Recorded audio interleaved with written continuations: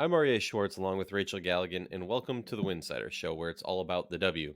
It's time to recap some of the recent games and discuss the important topics in the WNBA world as of today, June 16th.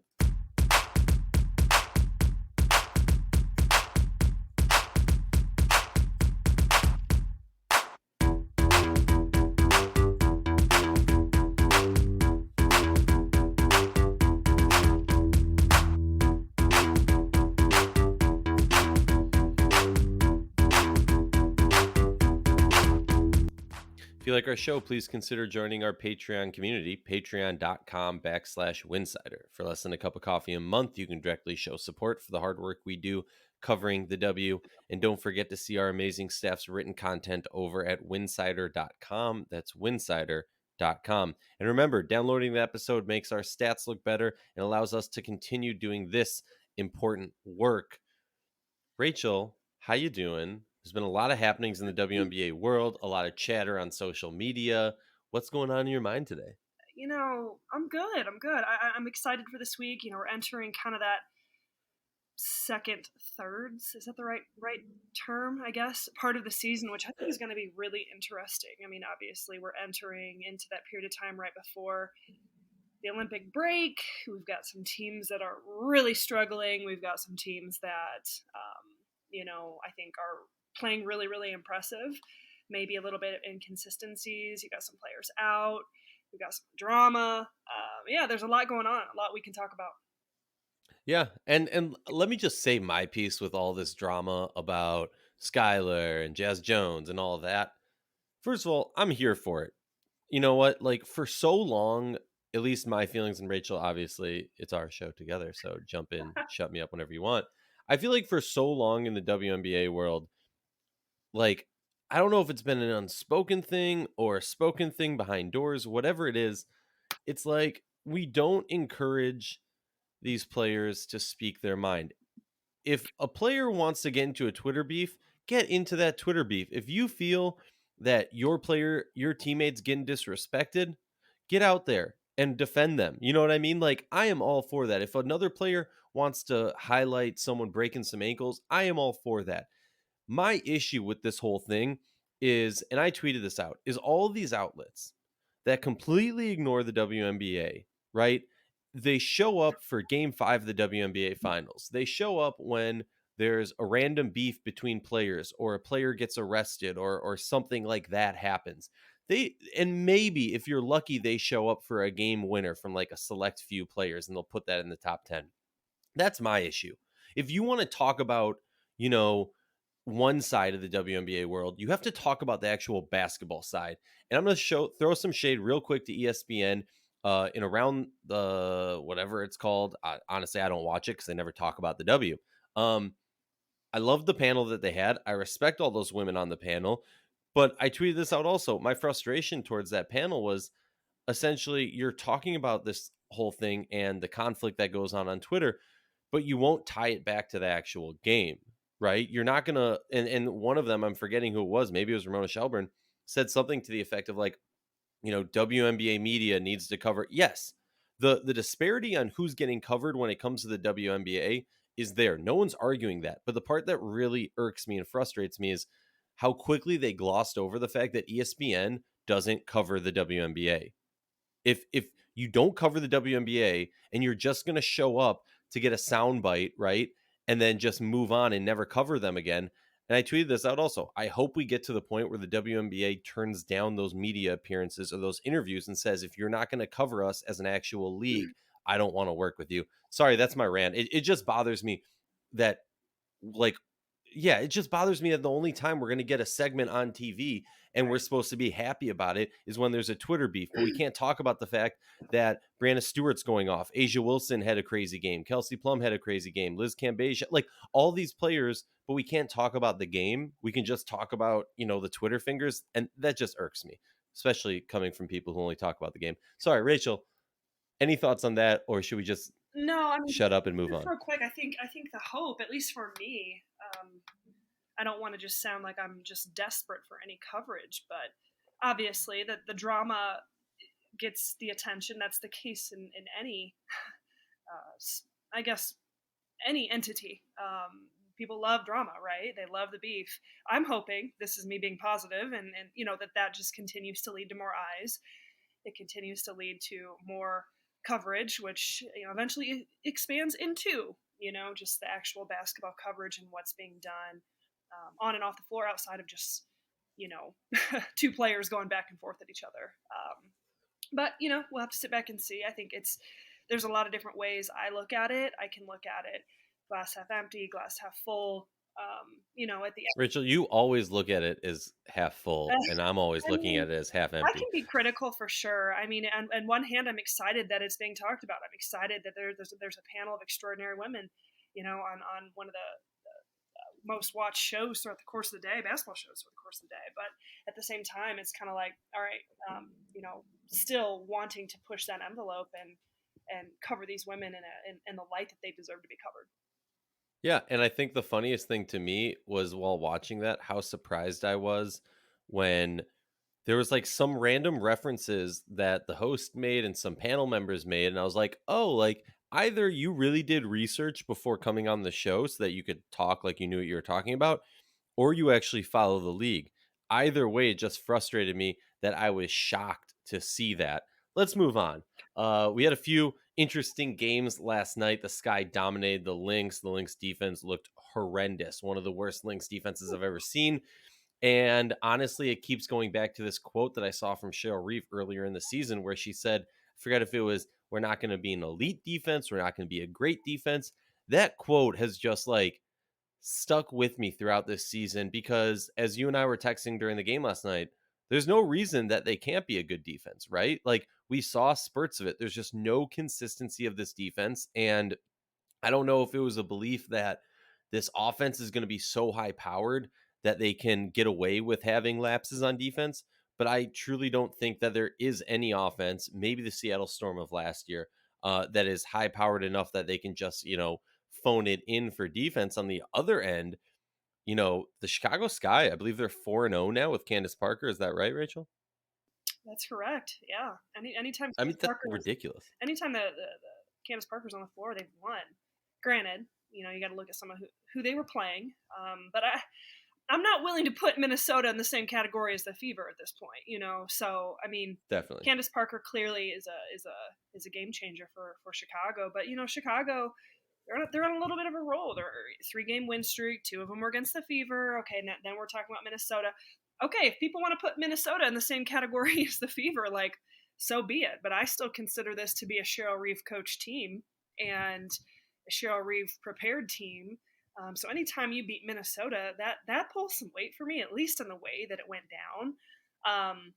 We can get into Minnesota in a minute, but yeah, I mean Chicago. It's nice to see them kind of clicking on all cylinders. There wasn't a whole lot of resistance there from the Lynx, though, which was strange to see. I mean, it was like from the jump. You come out just hitting everything, and Chicago felt like they were a little bit unconscious. I mean, they shot like 80% that first quarter. And sometimes you just have games like that where like you dig that big of a hole and you get that momentum early and it just kind of happens. I think for Chicago, okay, you've won 3 in a row. No one's willing to put you up there quite yet back into that contender category, but everyone understands what this team is capable of. At least I hope so. So honestly, I think to me, Thursday's game against the Sun is going to be really fascinating. And now I get it. Okay, well, Connecticut's without Jonquel Jones. Okay, at the end of the day, like we got to stop talking about teams, that are like discrediting them because they're missing, say, a star player. This is still a Connecticut Sun team that's extremely veteran, that's extremely bought in onto the defensive end of the floor. Granted, obviously, JJ's playing like an MVP so far this year, but that doesn't just mean the other players on the team just don't exist. So for me, really, I have a close eye on Chicago right now and what this team is doing and kind of this point in the season, like hitting a stride. What are they capable of doing? I really think Thursday will be a pretty good test in terms of are they turning a corner or are they going to end up being kind of like that middle of the pack team that just kind of doesn't really fan out to be what we all hope that they could be this year. I don't know if this is a hot take or not. I think it's a blunt take. All right. Well, first of all, before I get to my blunt take, when it comes to the Sun, I agree with you. We can't just keep giving them, an asterisk every game that they lose without Jonquel. That being said, I think it's a fair thing to when we get to later in the season and we're looking back early in the season, we go, wow, the Storm, you know, trounced the Sun by 23 in Connecticut. We have to say Jonquel was gone because she is playing at that MVP level. Now, when they're going up against teams that aren't the number one team in the league, I'm more in boat with you saying, hey, you know, Jonquel's gone, but one player doesn't win a championship. It's a team thing. Now on to my Well, hot I'm take. talking about Yeah. strictly from a defensive standpoint. The Oh yeah. Connecticut Suns defense, their ability to rebound the basketball, yes, does hinder them with JJ gone. But can this Chicago offense, which felt like it was flowing on all cylinders on Tuesday night, can it do the same thing against the Connecticut Sun? That's what I'm gauging. That's what I'm Yeah. testing on. Yeah. No, not, I'm with it and I'm here for it. On to the Chicago Sky. From my perspective, honestly, and maybe this is too early to have this take. I think, and I said this on the Skyhook podcast, everyone should check it out with James K. You know, the perception and the expectations of this team, I think you have to tweak after this start, right? No longer are we looking at them and expecting them. It's not undoable, but I'm not expecting them to be a top 2 seed, right? So they're not getting that double bye. Maybe they get a single bye, they're a top 3, top 4 team. The real question for me, honestly, and this is kind of similar to what we saw from the Connecticut Sun a few years ago when Kurt Miller was in his first couple of years there, was okay, we've seen that you guys can have success during the regular season, but what can you do when the target's on your back, when the expectations for you are high? How can you deliver? And I understand that, you know, someone might want to disagree with me and say, but there's an asterisk, blah, blah, blah. Last season and the beginning of this season have told me that my biggest question for this Chicago Sky team is no longer regular season things. It's when we get to the playoffs, because what's happening right now is we went into the season, they had these high expectations. They didn't play well. Those expectations drop. And now no longer are we, you know, going into the season. My question is, how will the Chicago Sky react to having a target on their back and having those high expectations? To be quite blunt, they didn't react well to it. Now that expectations are a little bit lower, maybe it's a little bit easier for them. Granted, this is a very like broad scheme, you know, ideology when it comes to this, so I understand there's many holes in it. But so my question is more so, okay, I expect them to make a run and still be a playoff team, still be, you know, a 4 to 6 team somewhere, give or take a spot or two in the playoffs. But my question is more so when we get to the end of the season, if they've had this success that I expect we're going to see in the near future, how do they react when the target's on their back again? How are they going to react when the expectation is high? How is the I forget, you always use the really intelligent broadcaster term of like, what is it? The player 6 inches between your head or what, your ears or whatever. What's the line you use, 6 inches Rachel? between your ears, but like, yeah, I hear what you're saying, but like at this point, this book is yet to be written. You know, like True. still we're still like waiting to see what can happen. And I think Allie Quigley said it perfectly. She's like, we just got to take it one day at a time. You know, so for me, that's why I'm looking at Thursday, and that's it. I think, you know, revisiting what happens with this team at the end of the year. I mean, it's going to tell an entire story that we just don't know the answer to yet. True. But hey, you know me. I'm gonna jump ahead a little bit. Let's talk about the Seattle Storm. I Whew. mean, they are just rolling. I will admit it. I didn't think they'd be this good. Yeah. I will admit it. You know, not look, they have found multiple players that together can provide almost what Natasha Howard was providing. They found multiple players that together can provide the aspects of Sammy Wickham, of Alicia Clark. You know, do I think that last year's team would beat this year's team? Yes. But that's not the layout of the land of the WNBA anymore. Do I think this Seattle Storm team is a little bit closer to earth? Yes. Like they're going to have some trip ups. They're not going to, you know, just run through this season like we might have, like we saw last year, like we expected last year. But damn, they're good, Rachel. Yeah. Damn, they're good. Yeah, they're really good. I mean, and I'm just looking for, you know, just them to be tested in a way. I mean, you know, we're kind of in a week where yes, the Indiana Fever. Okay, they're playing the Fever twice. You know, and again, I'm not trying to, pardon my French, shit on Indiana, because at some point, you know, they're due for a big win. I feel like we've been saying this for 4 years now. Can you tell my frustration with the Fever? But I just feel like, you know, when it comes to the Storm, just those they need to be tested, right? Like like there's just teams that can't even begin to match up and stop what they can do offensively. And even the game against the Fever the other night, like I fell asleep because I was just like, it just it's not even like they played great. It's not even like they played down to their level. It just kind of was. It was what it was. So again, they're playing really well. I think at this point of the season, especially after what Las Vegas did last night. I mean, those two. Yeah, maybe you throw Connecticut in there, at full strength, just maybe at that like kind of a step below. But man, between the Seattle Storm and the Las Vegas Aces, I don't know anyone else who can really go up against Seattle right now outside of Las Vegas, maybe Connecticut, to truly, truly test them. At least what I'm seeing from the lower portion of the league, and by lower portion, I mean the remaining 9 teams. Yeah, I will say that I have a full strength, with JJ. I have them on that same level. I was at the game. I was honored to be at the game in Connecticut versus the Storm and watching it.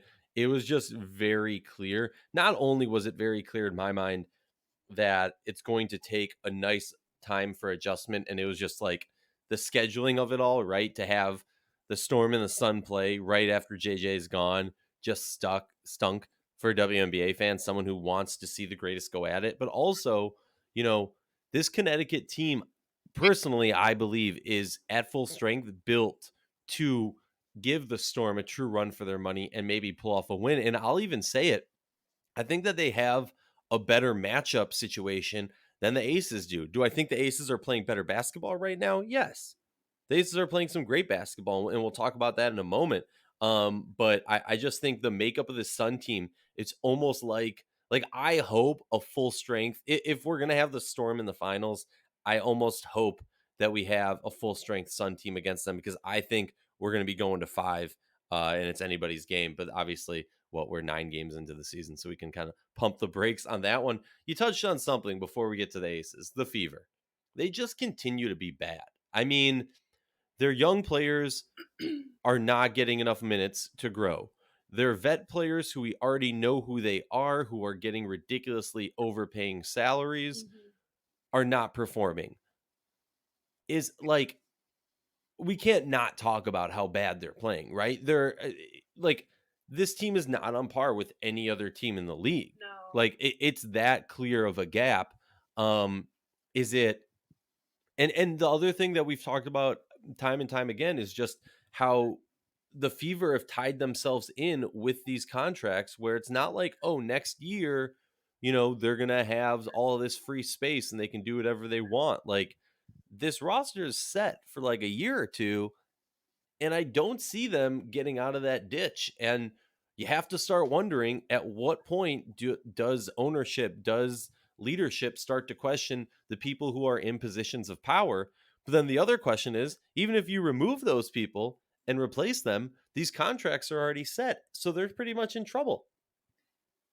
Yeah, it's all bad, and that's as nicely as I can put it. I really feel. I mean, Indiana will be best case scenario. What do we think? They win 3 games this year. I mean, what's your prediction? Ooh, I'll be nice and I'll say they win 4. Yeah, I mean, you really got to wonder. There's really nothing you could do in the off season that's going to change this team drastically to the rock bottom of the league. Like even if you figured out something in free agencies, like you said, we're stuck with these contracts, and so I don't know. It's an organization that is very close to my heart in terms of just kind of really falling in love with the WNBA. So it's very frustrating to try to understand what's taking place there. But is it out of the question that they hit a stride and go on a little bit of a run and win some games? Anybody could say that, right? But like, I don't see it. I really don't. I think they're that bad that maybe you inch through, you pick up 2 or 3 wins the remainder of the season, and you're going to have to make some major adjustments. And I think, in my opinion, you might need to just blow the whole thing up. Sorry if that's harsh, No, you're but I mean, speaking accurately. I just Let's move on to something positive, because yeah, I mean, again, when I say I'm being nice and that I think that they'll win 4 games in a season, that's the nicest Minnesotan thing I can say about that team. And now a message about our sponsor. Support for the Winsidr Show is brought to you by Manscape, the best in below the waist grooming. Manscape offers precision engineered tools for your personal space. Manscaped just launched their fourth generation trimmer, the Lawnmower 4.0. You heard that right, 4.0.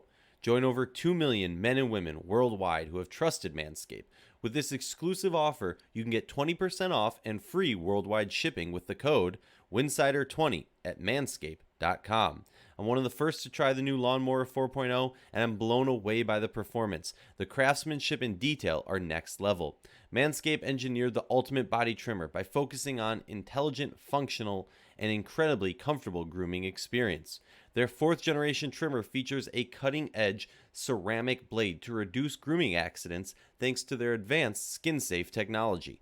I now feel confident in safe shaving, and so will you.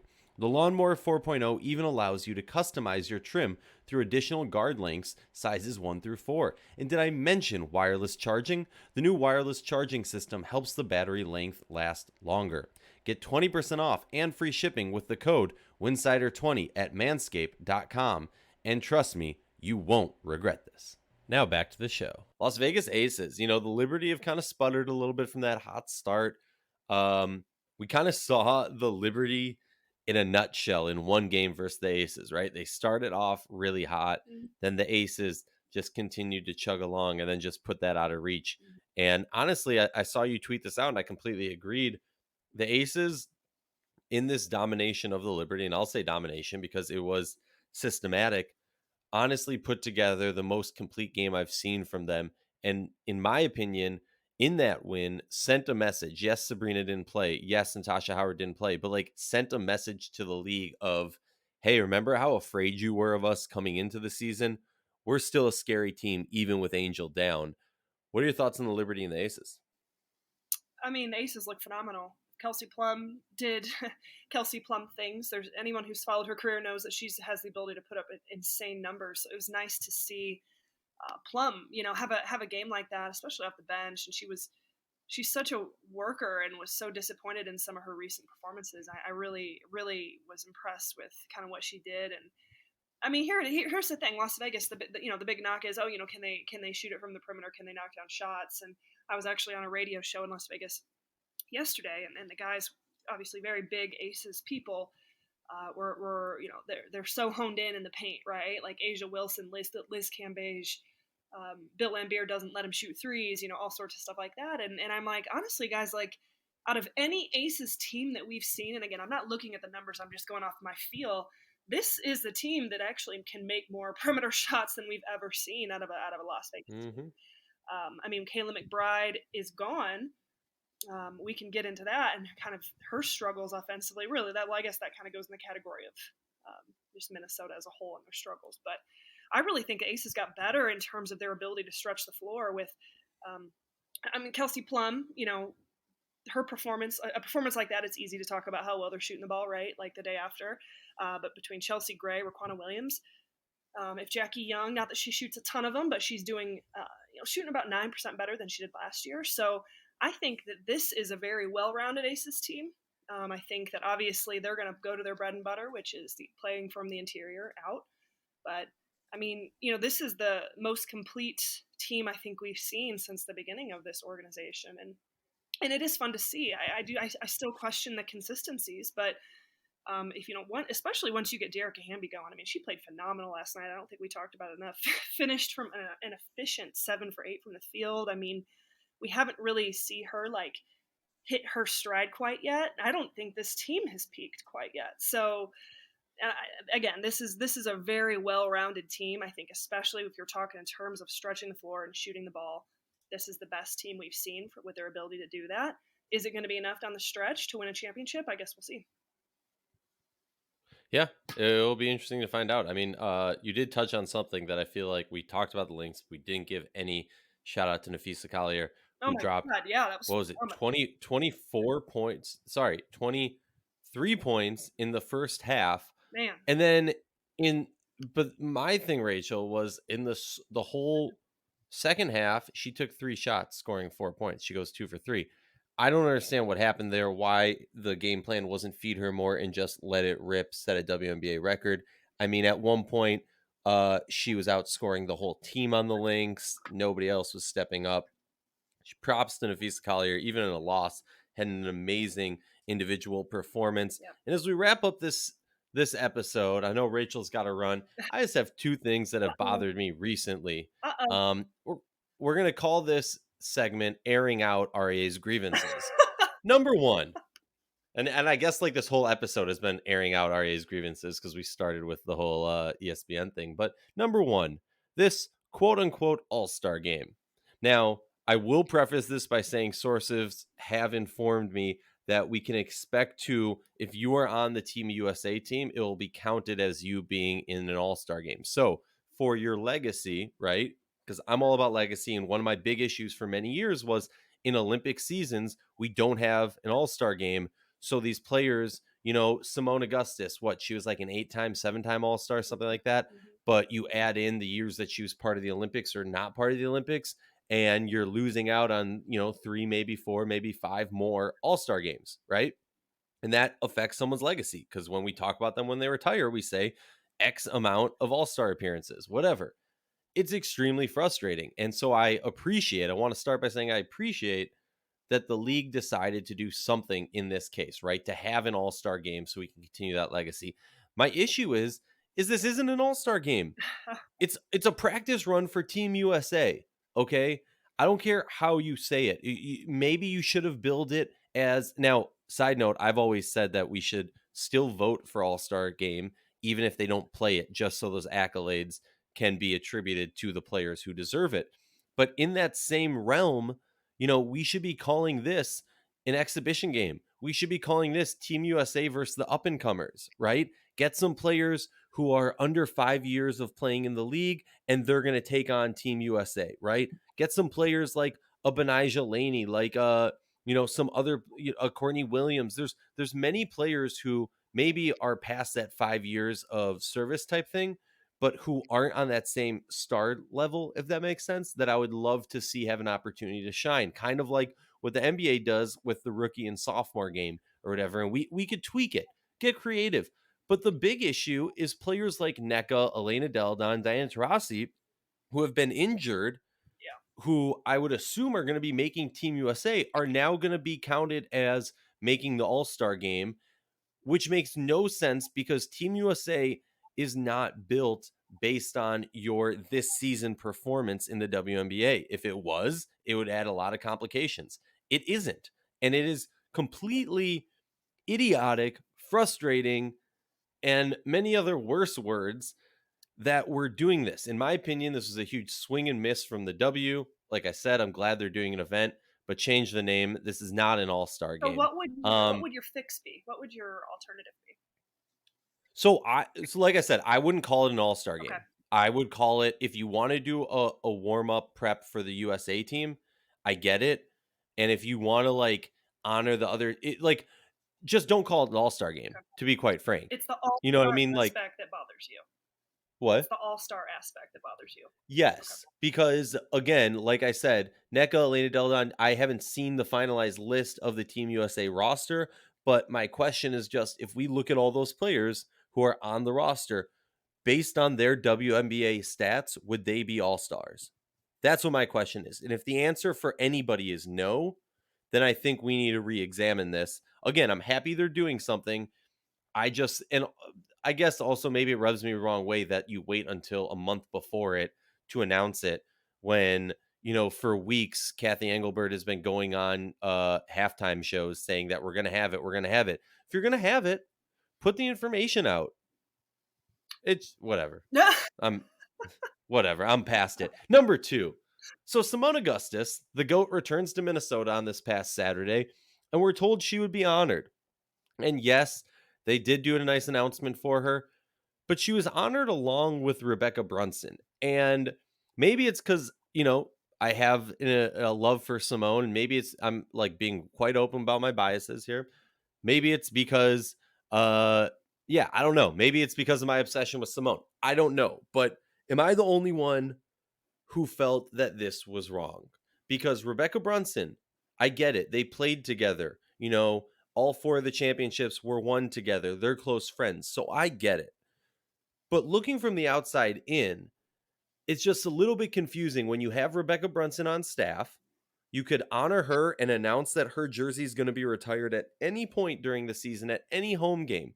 But they choose to do it on the one where we're here to honor Simone Augustus. And for all of the noise that I saw on social media about teams or the league and teams and whatever not giving enough attention to Simone, this one left my head scratching. Why have I not seen a social media campaign, excuse my language, shitting on the Lynx for what they did here, right? We are talking about Simone Augustus. I understand there's obviously still some bad blood. I'm not basing that off of someone telling me. I'm basing it off of like I can see what's going on, right? Yeah. It rubbed me the wrong way. I thought it was disrespectful to one of the all-time greats. And I don't think that's how they should have treated her. I What are your I can thoughts? understand what you're saying. I've been thinking about it a little bit myself. I don't have as much emotional ties to the situation as you do. It makes me feel better knowing that they're each going to have their own day. Like this was just kind of the announcement of it, Hmm. and then there's going to be come a game next year where that jersey will be retired. Brunson's jersey will be retired on a separate day. So I like that. I think that each player should have their own moment, their special day. Now, should they have had that in terms of this announcement? I guess would be up for debate. We obviously know how you feel, but I can understand your grievance with that. No doubt about that. I mean, I wish we knew more of the story of how things had ended. But regardless, I'm thankful that it's happening, and more importantly, I'm thankful that both Brunson and Augustus will have their own special day next year. That's just about them. To me, that's the most important. Yeah, no, I completely agree. I just feel like, we should, Sure. yeah, like I It said, was I'm it was airing out my it was grievances. it was Something irked me the wrong way, and I'm feeling like no holds bar. I don't know if you saw, I went on a Twitter rant well yesterday about my well, and frustration. it was a missed opportunity. You easily could make an announcement one week for Brunson and then a month later for Augustus, and everyone has their own day twice. You easily could do that. So, yeah, probably a missed opportunity in that as well. Any final thoughts on anything that you're looking forward to for the Man, coming WNBA games? who do we have tonight? As we're recording on Wednesday, we've got Phoenix and Chicago. I think What? that's going to be interesting. Um, I'm looking forward to that because No, we got. Sorry. Phoenix and LA. I apologize. That's where my Yeah, head I is was like, right now. wait a second. Am I going crazy? My head is all like I'm doing a piece on Chicago, so that's what I'm thinking about. Ooh, breaking news. Breaking news. I'm excited to kind of see how that looks. I mean, LA is just